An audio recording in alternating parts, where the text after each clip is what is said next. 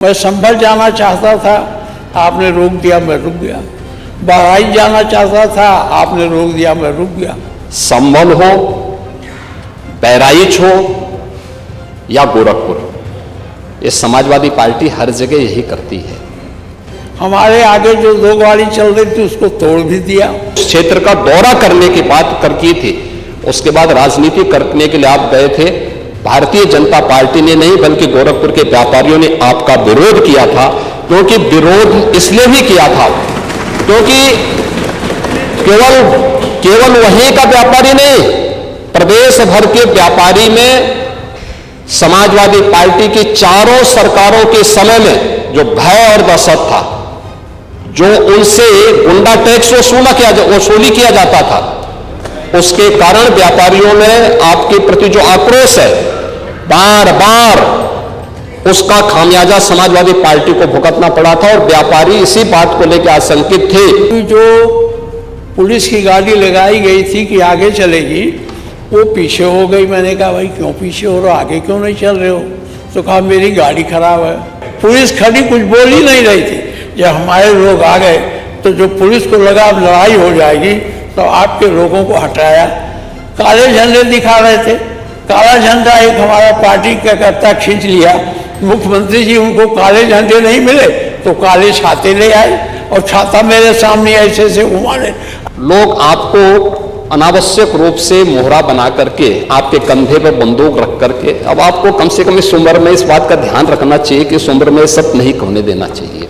उत्तर प्रदेश विधानसभा के माननीय नेता विरोधी दल गोरखपुर जनपद में विरासत गलियारा माननीय नेता प्रतिपक्ष उपस्थित हैं, अच्छा होगा वही अपनी पूरी बात बता। बहुत माननीय नेता प्रतिपक्ष, मुझे ऐसा नहीं लगता कि हुआ होगा वो तो आप बताइए। माननीय नेता विरोधी दल, माननीय नेता प्रतिपक्ष का विषय अध्यक्ष जी, इसको मैं बहुत तूल देना नहीं चाहता, तो मत दीजिए, आगे बढ़ते हैं। लेकिन ये सही है। हमारे राष्ट्रीय नेता से मिले, उन्होंने कहा कि हमारी दुकानें गिराई जा रही हैं, मुआवजा की बात नहीं हो रही। उन्होंने हमें कहा कि आप जाइए, उनसे मिलिए, उनकी क्या समस्याएं हैं सुन के आके हमको बताइए। मैं यहाँ से अपने नेता प्रतिपक्ष विधान परिषद के साथ जा रहा था तो रास्ते में चीहा पार से ही कार्रवाई शुरू हो गई, क्योंकि जो पुलिस की गाड़ी लगाई गई थी कि आगे चलेगी, वो पीछे हो गई। मैंने कहा भाई क्यों पीछे हो रहे हो, आगे क्यों नहीं चल रहे हो? तो कहा मेरी गाड़ी खराब है। मैं सर्किट हाउस गया, वहाँ कोई बात नहीं हुई, लेकिन जब पाए हाथा पहुँचा तो आपके पार्टी के लोग, अगर पुलिस रोक देती तो कोई बर्ताव नहीं था। मैं संभल जाना चाहता था, आपने रोक दिया, मैं रुक गया। बहराइच जाना चाहता था, आपने रोक दिया, मैं रुक गया। आपके पार्टी के कार्यकर्ता वहाँ खड़े होकर के भटे भटे नारे लगा रहे थे, रोक रहे थे। हमारे आगे जो दो गाड़ी चल रही थी उसको तोड़ भी दिया। इसके बाद जब हम लोगों ने अपने लोगों को समझाया, हाँ कुछ मत बोलो, झगड़ा करने लड़ाई करने का अवसर नहीं, हम धरने पर बैठ गए। धरने पर बैठने के 10 मिनट बाद सीओ आए, उन्होंने कहा साहब रास्ता साफ है, आप चले जाइए। मैं चुपचाप चला गया, कोई किसी से कोई वहाँ नारेबाजी नहीं, कोई किसी को तेजना इस पर बात क्यों पूछता गया। इसके पहले जब हम लोग नहीं गए थे तब शायद इसकी बात नहीं मुआवजे की हुई थी। उसी पहली रात को मुआवजे की बात हुई थी। हम लोग मिलते गए, बात करते गए, वहाँ भी कुछ नहीं हुआ। लेकिन जब जटाशंकर चौराहे पर पहुँचे तो माननीय मुख्यमंत्री जी, अगर पुलिस रोक देती, पुलिस गाड़ी को बंद करती, हमें गिरफ्तार करती, कोई आपके लोग, जिसमें अधिकांश आपके पार्टी के कार्यकर्ता नहीं थे, पता नहीं कौन लोग थे, गाड़ी के सामने आ गए, बोनेट पीटने लगे, फाटक खोल के खींचने की कोशिश की। हम फाटक बंद कर लिए, उनको समझाए कि इस तरह से प्रदर्शन नहीं होता, हम लोग बहुत किए हैं, आपको जो कहा लीजिए, हमको जाने दीजिए। वो नहीं जाने दे रहे थे। इतने में हमारे पीछे के लोग जब आ गए, पुलिस खड़ी कुछ बोल ही नहीं रही थी। जब हमारे लोग आ गए तो जो पुलिस को लगा अब लड़ाई हो जाएगी, तो आपके लोगों को हटाया। काले झंडे दिखा रहे थे, काला झंडा एक हमारा पार्टी का करता खींच लिया, मुख्यमंत्री जी उनको काले झंडे नहीं मिले तो काले छाते ले आए और छाता मेरे सामने ऐसे ऐसे घुमाने। अरे हमने कहा यार झंडा दिखाना तो सीख लो, क्योंकि सरकारी दल में वो विपक्ष में बहुत रहे हो, हम लोग ये बहुत किए हैं। इसके बाद फिर वहाँ हमारे साथ अभद्र व्यवहार हुआ, गाली गुप्ता भी दिया, मेरी गाड़ी को तोड़ने की कोशिश की। मैं पुलिस के बीच से मैं निकल गया, शांतपूर्ण ढंग से, बिना किसी उत्तेजना के, बिना किसी उसके मैं चुपचाप चला आया। यही वहाँ का दृश्य है। मैं ये कहना चाहता हूँ, लोकतंत्र में अगर मुख्यमंत्री के क्षेत्र में और मुख्यमंत्री के पार्टी के लोग इस तरह से किसी नेता के साथ करेंगे तो लोकतंत्र कैसे जीवित रहेगा? लोकतंत्र को बचाने की जिम्मेदारी आपकी है। ये मैं मानता हूं कि 10 मिनट में हटाने में हो सकता है सरकार का किसी का हाथ रहा हो, लेकिन आगे चल करके जब हम लोग कुछ बोल ही नहीं रहे थे, सारा मामला पार कर गए, 2 जगह रोक के गुंडई की गई। यही बात मैंने प्रेस कॉन्फ्रेंस में कही थी। और यार मेरा एक ही कहना है कि आप लोकतंत्र के रक्षक हैं और आपके क्षेत्र में अगर हमें नहीं जाने देना था तो हमको सर्किट हाउस में रोक देते, पारे हाथा पर पुलिस लगा देते कि नहीं जाएंगे, हम नहीं जाते। लेकिन ले जा करके वहाँ मुठभेड़ कराना ये अच्छी बात नहीं थी। मुख्यमंत्री जी यही बात कहना था। माननीय मुख्यमंत्री जी। अध्यक्ष जी, समाजवादी पार्टी और लोकतंत्र ये नदी के 2 अलग अलग छोर हैं। इनका अरे सुनिए ना, लोकतंत्र में कब से विश्वास हो गया है, कब से लोकतंत्र में लोगों का विश्वास हो गया, इनके मुंह से ये शब्द शोभा नहीं देते हैं।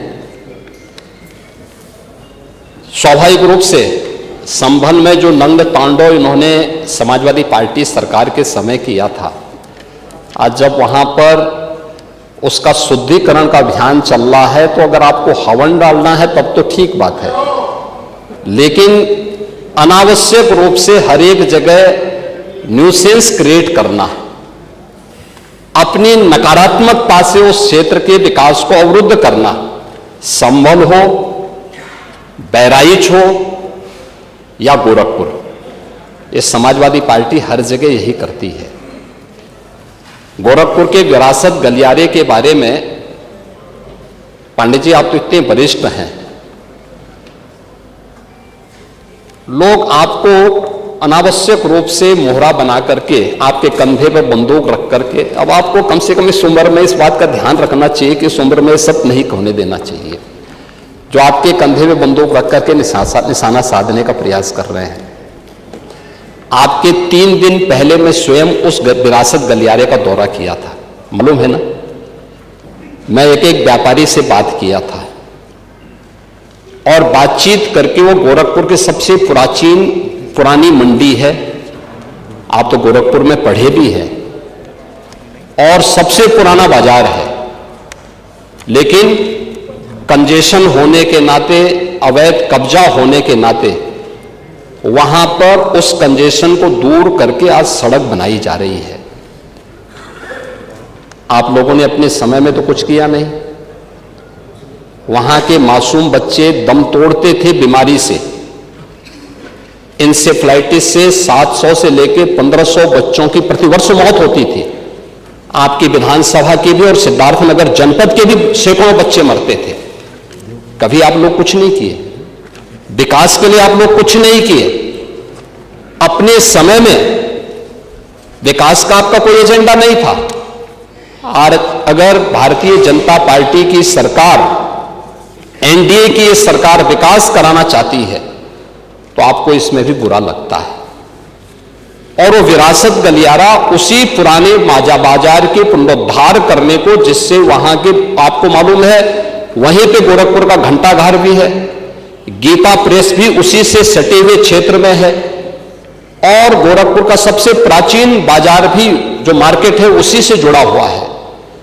उस मार्ग को बनाने के लिए एक एक व्यक्ति, एक एक व्यापारी को कंपनसेशन देने की बात 3 दिन पहले मैंने स्वयं उस क्षेत्र का दौरा करने की बात की थी। उसके बाद राजनीति करने के लिए आप गए थे भारतीय जनता पार्टी ने नहीं बल्कि गोरखपुर के व्यापारियों ने आपका विरोध किया था। क्योंकि विरोध इसलिए भी किया था क्योंकि केवल वहीं का व्यापारी नहीं, प्रदेश भर के व्यापारी में समाजवादी पार्टी की चारों सरकारों के समय में जो भय और दहशत था, जो उनसे गुंडा टैक्स वसूली किया जाता था, उसके कारण व्यापारियों में आपके प्रति जो आक्रोश है, बार बार उसका खामियाजा समाजवादी पार्टी को भुगतना पड़ा था। और व्यापारी इसी बात को लेकर आशंकित थे कि उनके विकास के लिए कोई कार्य हो रहा है, उसमें फिर विघ्न बाधा पैदा करने के लिए आप गए होंगे। और व्यापारियों ने इस चीज का विरोध किया था कि भाई आप वहां बिना बुलाए मेहमान आकर के टपक पड़े हैं, विघ्न बाधा पैदा कर रहे हैं, ये नहीं होना चाहिए। अरे तो आपका सम्मान किया व्यापारियों ने। अगर कोई और होता तो बहुत कायदे से उनको सही ढंग से जवाब भी देते, ये मैं विश्वास के साथ कह सकता हूं। क्योंकि समाजवादी पार्टी से उम्मीद की ही नहीं जा सकती है कि वो सुरक्षा की बात करेंगे और अच्छा विकास का कार्य कर सकेंगे।